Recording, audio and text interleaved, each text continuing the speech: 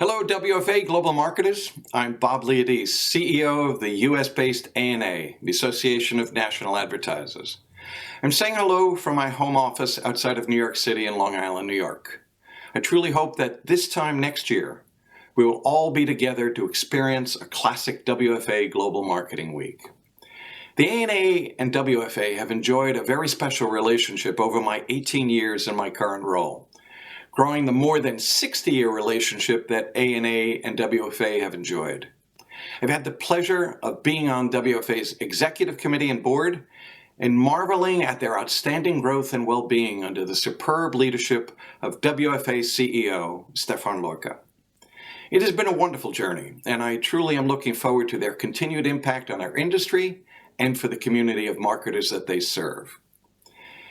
One of the great honors that I've had the privilege to experience in my career is to work closely with ANA's chair and Procter Gamble's global brand officer, the incomparable Marc Prichard. Marc is a truly unique executive who not only has created the marketing foundation for P&G's success, but who contributes his incredible time and energy to the well-being of our industry. For ANA, he is chair extraordinaire. For the global marketing community, he is the WFA Global Marketer of the Year, an award he so richly deserves. What distinguishes Marc is his ability to crystallize a challenge and transform it into a platform for success. What has guided him is an innate focused philosophy that guides the ANA and many in the marketing community. And that philosophy is, be a force for good and a force for growth. Simple, to the point, and inspiring in one easy breath. But Marc is more than just philosophical foundations. He puts his philosophical stamp on everything he does for P&G and the industry. He leads the ANA's CMO Global Growth Council and oversees its society and sustainability platform, providing demonstrable leadership into our industry-wide and global pursuit of diversity, inclusion, equality, brand safety, and global sustainability. Most recently, he's been an ardent champion of eliminating hate, and specifically hate and harmful speech, however it touches our industry and society. And that is just the tip of the iceberg for all of the transformation that Marc leads with his partners and collaborators in our industry. It is a remarkable story, to say the least. Ladies and gentlemen, you could not have selected a more deserving WFA Global Marketer of the Year. I'm very proud to ask you to please welcome to the stage Marc Prichard.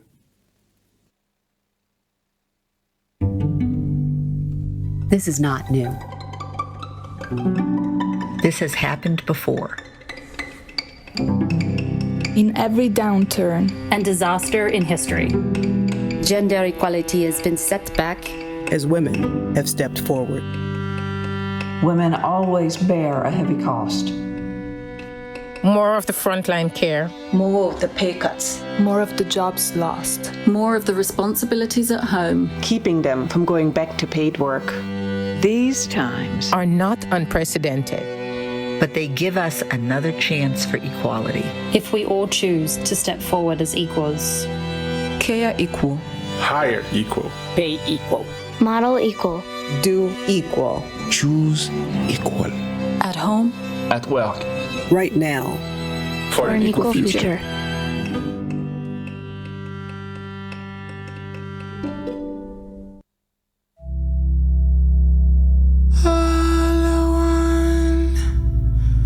With inverted tongue, from whence does fulfillment come?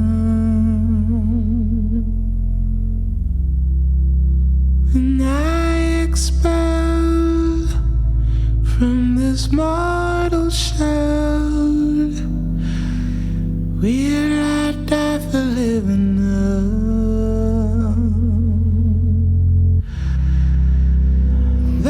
Someone I can't see.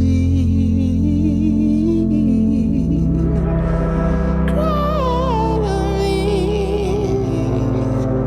and I do.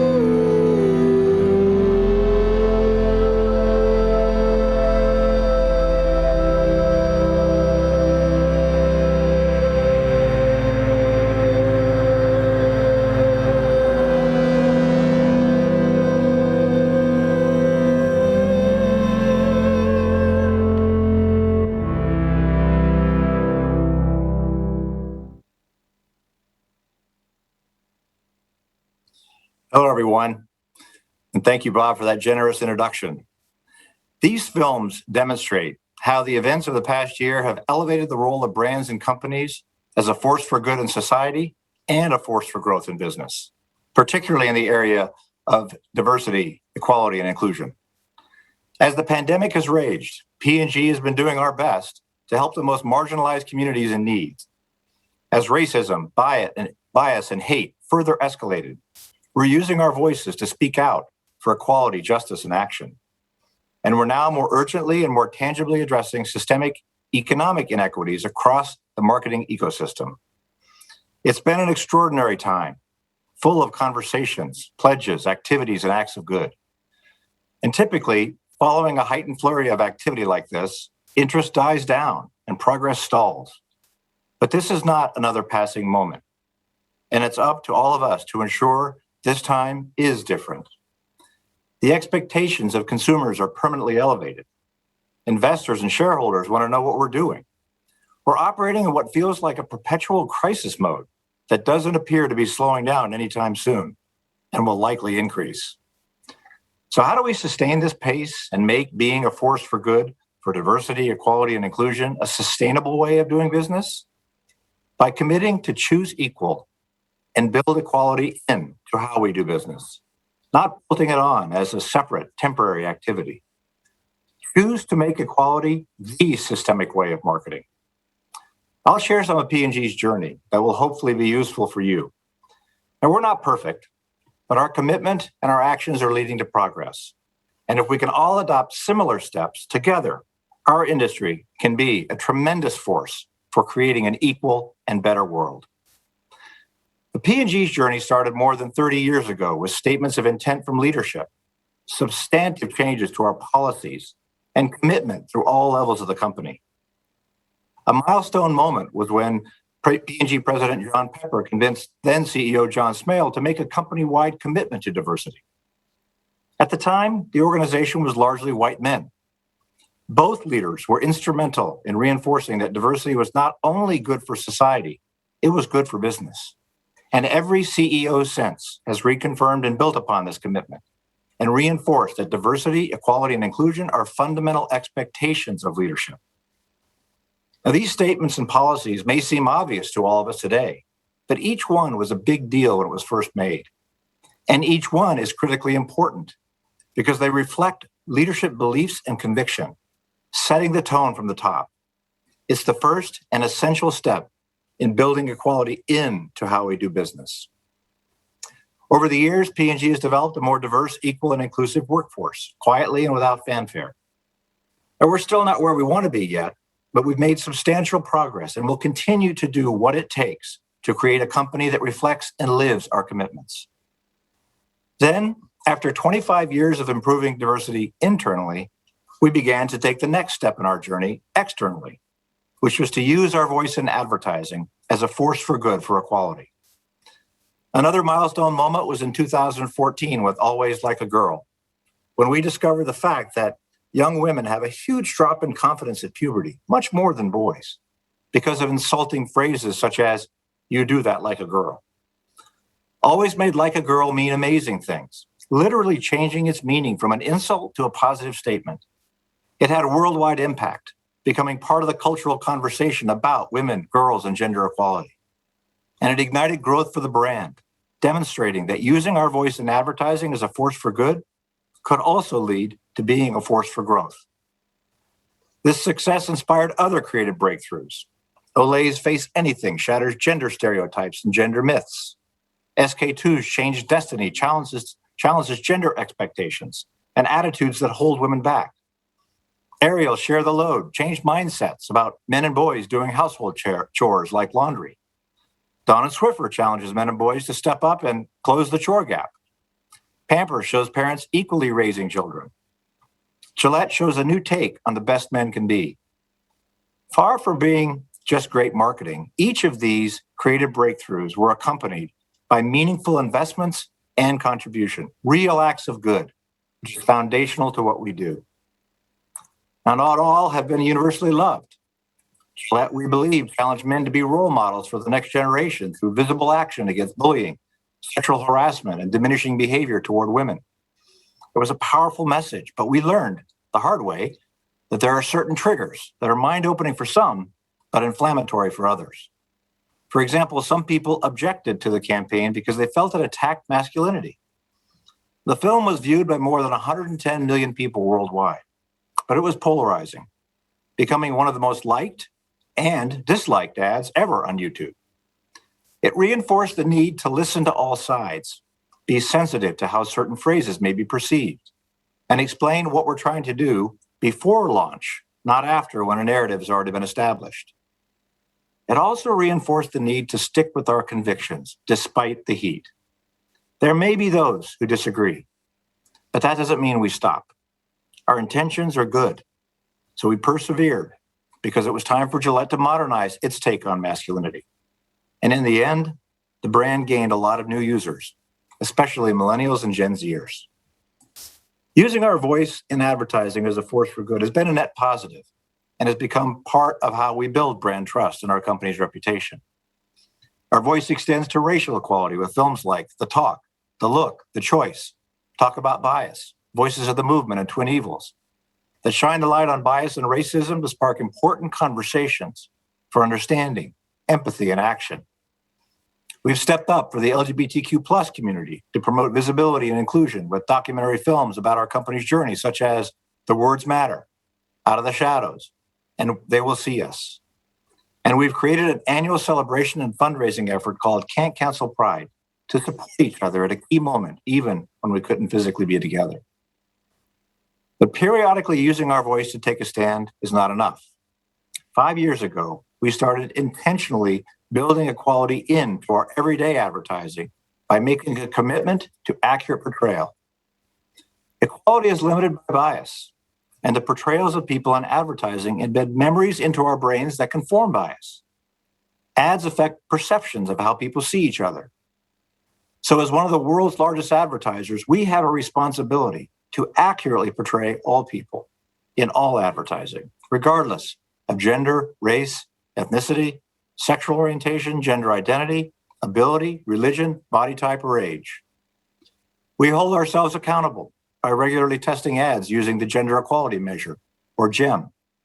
Our aspiration is to achieve 100% of ads with GEM scores above 100, the minimum needed to ensure accurate portrayal. We're now at 82%, achieving 100 or better, up 20 points from 3 years ago. And a study recently published in Ad Age indicates that accurate gender portrayal leads to increases in brand trust and purchase. That's good for growth. We're taking the same steps on race and ethnicity. It starts with representation. Last year, we ran a study in the US and found that while we have strong representation of the Black community in our ads, more than 20%, Hispanic, Asian Pacific, and Native Americans are underrepresented, not acceptable. So we're working with our brands and agencies so they can increase representation in these ads at least equal to the US population. But representation is just the start. Portrayals must be accurate, relevant, and resonant, which we're also measuring. We want more of the kind of everyday advertising you see on this slide, like Tide Grandparents, Bounty Pirate, Gillette Barbershop, and Old Spice Quarantine. The images and advertising matter, so we're stepping up to promote the representative and accurate portrayal of all people in all advertising. And this led to another important step in our journey. To deliver representative and accurate portrayals, we need equality behind the camera. 3 years ago at Cannes, we committed to achieve equal representation in the creative and media supply chain. The supply chain includes marketers, agencies, and production crews. This commitment means every link in that chain reflects equal gender representation, 50% women, 50% men, and representation of race and ethnicity equal to the population in each country. For example, in the US, that's 13% Black, 18% Hispanic, 6% Asian Pacific, 2% Native American, for a combined 40% multicultural. Equality and inclusion leads to greater creativity and innovation. It builds access to opportunity and leads to equity in income and wealth creation. That leads to purchasing power, which leads to market growth. Now, we've made good progress on gender. with our marketing organization and agencies at 50% women at nearly every level. And now with 42% of our advertising directed by women, just 8 points short of our goal worldwide. This has been hard work, but by being intentional, tracking results, and holding people accountable, it's made a difference. But where more work is needed is achieving equal representation in race and ethnicity. We still have more to do, but we're making solid progress in our marketing teams and at our agencies. We have goals, tracking, accountability, and we're making interventions in hiring and talent management to make advancement each year to achieve our ambition. The biggest gap, requiring the most significant systemic intervention, is on directors and production crews behind the camera. Accurate, relevant, and resonant stories we tell can only happen if the storytellers represent the people we serve. Now, the data is lacking, but a recent UCLA study indicated that fewer than 5% of all directors are people of color. And we don't even have the data on the rest of the production crews. Now, some say the system is broken. It's not. It was built that way. It was built for the majority. And we need to disrupt and dismantle the system and rebuild a new one. That's why we've launched Widen the Screen, an expansive content creation, talent development, and partnership platform that enables increased representation and inclusion of Black creators across the advertising, film, and media industry. It's a significant expansion of our existing partners and programs aimed at the accurate portrayal and increasing representation by providing access and opportunity to break into an industry that's notoriously difficult to enter. Our immediate focus is on Black creators, with a runway for future expansion to Hispanic, Asian Pacific, Native, and Indigenous community creators. The program is founded on a call to action, to widen the screen so we can widen our view, by portraying a full view of the joy, beauty, and vastness of Black life, not simply reinforcing commonly held stereotypes of struggle, trauma, or excellence. The Anthem film premiered during the 2021 NAACP Image Awards, an intentional choice, given their decades-long battle to address stereotypes of Black people in film and television and the fight for inclusion in the entertainment industry.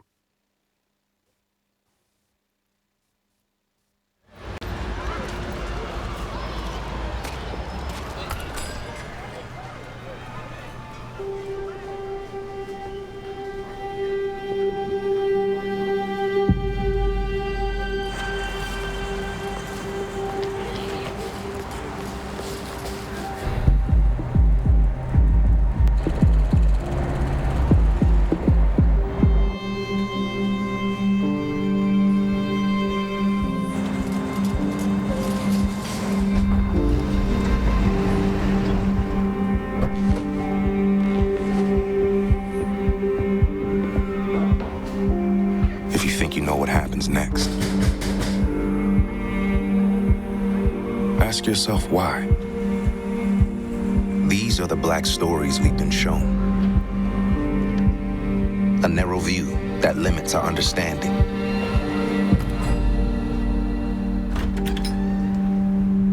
But there's so much more to see.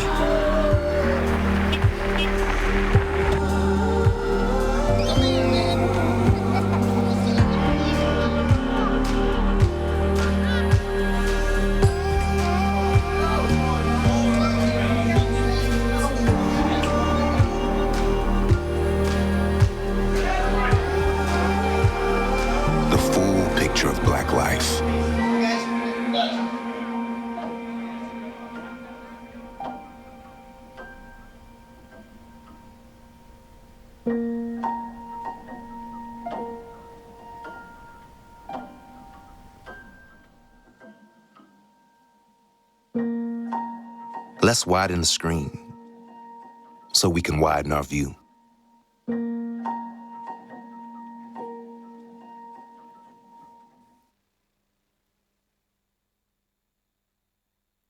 This film challenges the biased expectations that viewers have about the stories and characters often played by Black actors, fueled by the narrow view of Black life on screen. It was created, developed, directed, and produced by a team of largely Black creators in collaboration with Gray, Cartwright, and P&G. It was an intentional approach because in addition to widening the screen to widen our view, we want to widen opportunities for Black creators. which leads to the core elements of the program, starting with the Queen Collective, our signature multicultural talent development initiative returning for its third year in 2021. This partnership with Queen Latifah, Flavor Unit Entertainment, and Tribeca Studios opens doors for up-and-coming Black women directors and their crews through mentorship, production support, and distribution opportunities. 2 films were produced in each of 2019 and 2020, and we're producing 4 new documentary-style productions in 2021. We're also increasing creative output for more experienced Black creatives and filmmakers in partnership with Saturday Morning, our partners on The Look. With Tribeca, we're creating 4 short scripted films that tell life-affirming stories of joy, love, and resilience for a full view of Black life. We're also teaming up with Spring Hill Entertainment to take us along the journey of a young man's imagination to widen the range of career opportunities beyond athletics. And we're widening opportunities on the small screen, starting with the TikTok hashtag challenge to encourage more Black creators to share what Widen the Screen means to them.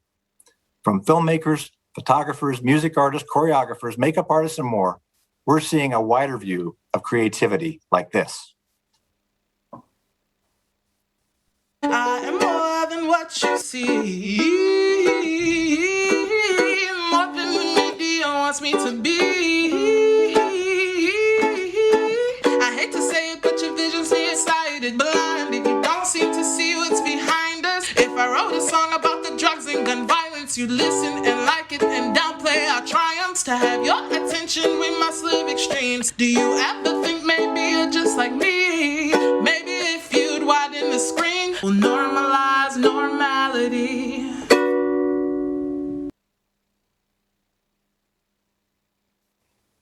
In just a few months, hundreds of Black filmmakers, producers, writers, and creators will help us widen the screen to widen our view. The entire roster of creators will be offered to free the work for anyone in the industry to hire. The roster will go to all P&G brand leaders, agencies, and production houses for future work. The intent is to amplify opportunities, just as we've done for B. Monet and Haley Elizabeth Anderson, the first 2 directors for the Queen Collective, who, following their film debuts in 2019, have gone on to work on dozens of new projects. That's the multiplier effect of equality that we want to see for all of these magnificent creators. But that's not all.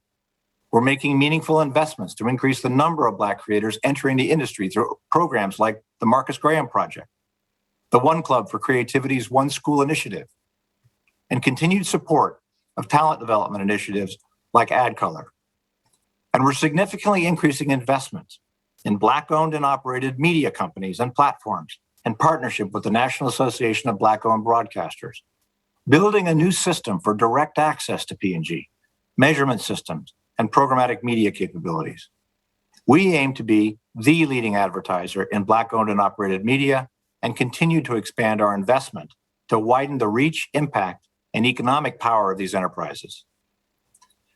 So that's an overview of our journey so far on building equality and inclusion into how we do business. To change the system, leadership commitment, using our voice, accurate portrayal, equal representation, and meaningful investment. It requires intention. It requires disrupting the current system to build a new system. It's not easy, and there are bumps in the road. We take heat, but it's a choice we've made. We're choosing action over observation. We're choosing progress over perfection. We're choosing equal, because true equality and inclusion leads to greater creativity and innovation, provides access to opportunity, leads to equity in income and wealth creation, and drives growth and value for everyone. Our hope is that this has been useful for you and that you found something that you can do in your companies, because together we can widen the screen to widen our view and widen opportunities as a true force for good and force for growth for diversity, equality, and inclusion. Thank you.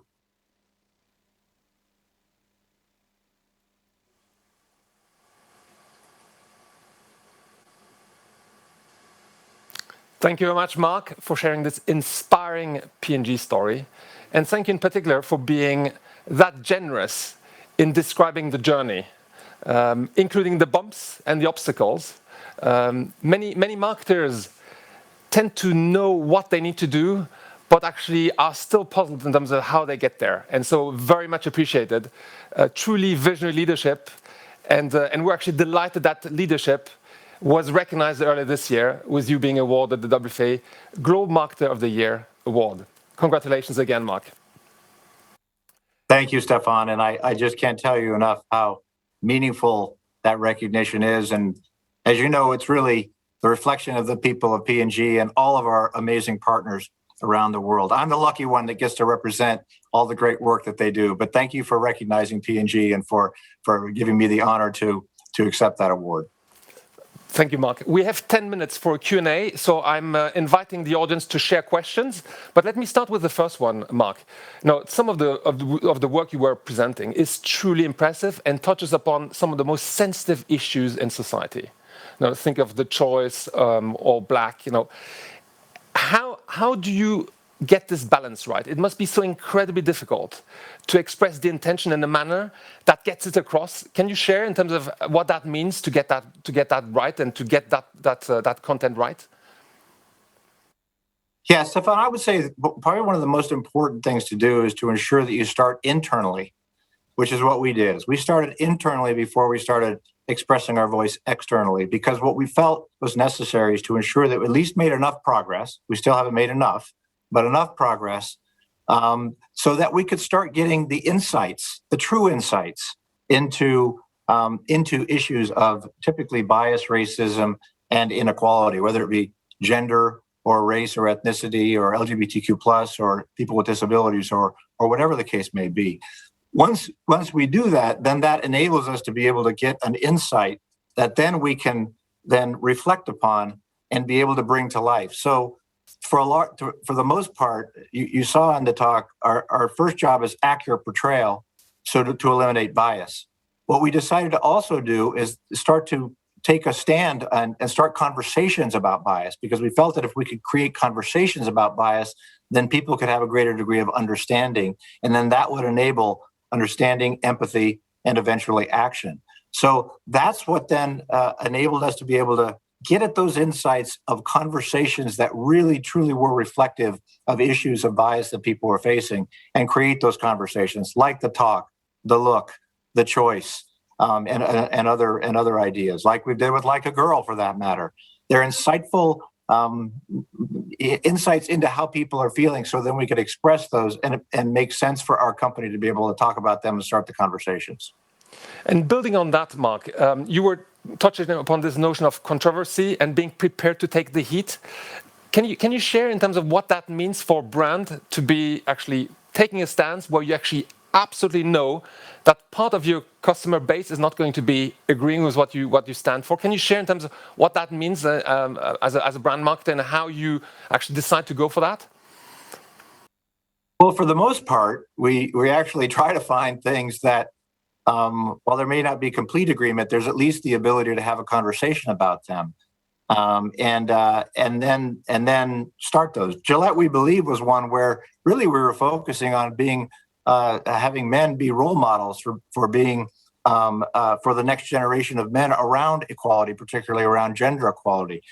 There were some who objected to some of the ways in which we executed that, and looking back on that, we can understand that. But at the end of the day, because what we were doing was right, what we were doing was focused on a new modern take on masculinity. What we were doing was showing that it is the right thing to do as a man to be able to step up and be a role model. We said, you know what? There may be some that disagree with either what we're saying or how we've done it, but we're willing to deal with that. And we kept going. And we backed it up, too, with action. We actually invested a lot of money into programs that helped men and helped boys be able to be the best that they could be. So there was substance behind what we were also talking about, and that was an important component which gave us conviction to keep going.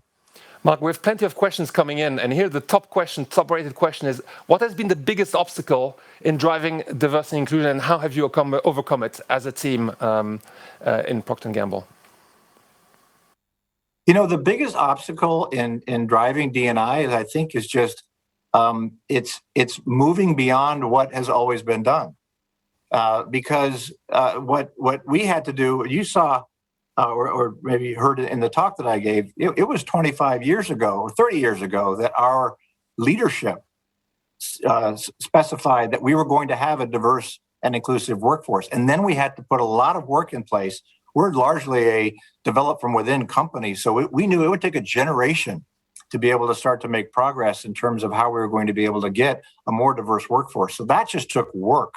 And then when we've come upon where we are now, there's systemic barriers that get in the way. If you think about some of the work that we're doing in order to be able to invest in Black-owned and operated media companies, as well as Hispanic, Asian Pacific, and Native American-owned, the system was not designed for those media companies. So we have to break that system down with our agency partners and to be able to make investments. So you have some systems that need to shift. Then I would say the last one is helping people really make the connection that equality and inclusion is good for business. So using your voice in advertising for accurate portrayal, using it for taking a stand on specific issues that make sense for your brand. We've demonstrated over time that it builds your business, and that takes time. So once you get there, then it starts to become built in. A question here around the notion of diversity and inclusion and what potentially next frontier might be. So we've looked at gender, the ethnic diversity is still very much a focus, ongoing focus right now. But what else do you see in terms of next horizon for that debate?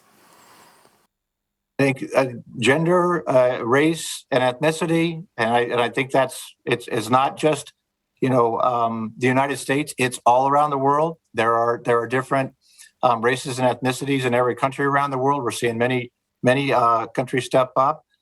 There's also sexual identity and sexual orientation and gender identity. So the LGBTQ plus community, that's another major area. Ability. We're doing a lot of work on people with disabilities. Religion, body type, and age. So there's the whole gamut, because what really our jobs as marketers is to accurately portray everyone and all people.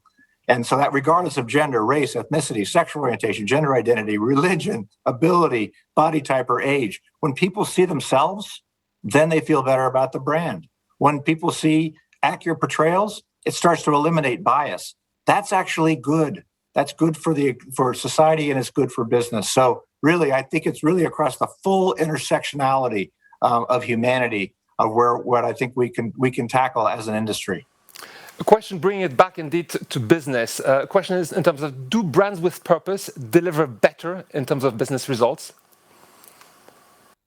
What I would say on that is that the brands that focus on, at least with our brands, the brands that focus on communication that can specifically convey what their product is about, why it's a better performing product, do it in a way that accurately portrays people in terms of the characters, and do it in a way that it demonstrates to people you believe in equality and inclusion, as well as other factors such as environmental sustainability. They tend to grow. All those brands I mentioned today, when they started really focusing on accurate portrayal, taking a stand, and really becoming brands that were a force for good, they began to be a force for growth as well. There's a very clear correlation. The trick is, as I said in my talk, build it in. Make it part of the superior consumer experience. So it's not a tack on. So we don't think about this as there's purpose brands and there's not purpose brands. No, there's brands that build in equality, inclusion, environmental sustainability, community impact. When you build it in, then it becomes part of the superior consumer experience, and that's what drives growth. Marc, you've been recognized, I think, as the industry leader in bringing this issue on the agenda and making it actually a marketing challenge. Now, a more personal question to you. Is there a personal motivation or a personal conviction which has driven you to embrace that issue in such a forceful manner? Well, I would say probably one of the most profound moments of my life was more than 20 years ago, where I was at actually a spiritual retreat with my wife Betsy and our three daughters, all at the age of 10 at the time. When the leader came up to me at the end and said, I hope you know the good you can do because you're in business. And business will someday be the greatest force for good in the future. And if you choose to do so, you can do a lot of good. And it kind of really hit me. And right then, I was working on CoverGirl, and we ended up changing our advertising to be far more reflective of intersectional diversity. When I became CMO, I was blessed to be able to work on businesses like Always Like a Girl, and it just kept firming my conviction that this is something that is important for me to personally get involved in, as well as to help galvanize the industry to the extent I can. Over time, what's happened is as I've been able to just really come to grips with how important the work we do is, and what a privilege it has been for me to be able to get into a position that I am, where I can actually work with so many different brands around the world, with so many different people, and make a difference. This last year was probably one of the most amazing years where it really came to light. Our company stepped up for communities in need. We really stepped up during the racial injustice issues. We stepped up on the work that you just talked about around harmful and hateful content. And it just made me. It's very clear to me, and just kept firming my conviction every single day that I was put here for a reason, and that is to try to help and be as useful as I possibly can to be able to make these advancements and be both a force for good and a force for growth. Marc, last question, because we'll have to close. Do you feel that the industry is making progress on a scale that is big enough in order to be making a difference? And what would be your call to action to the audience today? I think our industry is making improvements. I think we've made particular improvements in the gender equality area, but we're not done yet. I think we have a lot of work to do in racial and ethnic equality, and LGBTQ plus, and ability, and religion and age. So there's a lot more work that needs to be done. We really have to think about this as systemic. It's not just our advertising. That's something that we can do. It is the whole creative and media supply chain. It's marketers, agencies, people behind the camera. It's investment in businesses to be able to drive economic equity. So we have a lot of power, and we have a lot of responsibility. And I would say my call to action is we need to step up to do even more. We need to keep it up and keep stepping up and keep stepping forward to make the difference that I know this industry can make. Thank you very much, Marc. Thank you for the conversation. Thank you, Stefan. Ladies and gentlemen, this concludes the first day of our Global Marketer Week. I hope you did enjoy the presentation and feel inspired and energized. We will reconvene tomorrow at 11 a.m. Central European Time, 5 p.m. Singapore time, for what promises to be an exciting day. We'll focus on marketing and sustainability, a subject that has risen very quickly to the top of the CMO's agenda. We'll be hearing from Connie Brahms, the CDMO of Unilever, and many other great speakers on how brand marketers can embrace sustainability and be a powerful force for good. So thank you much for joining today, and see you all tomorrow.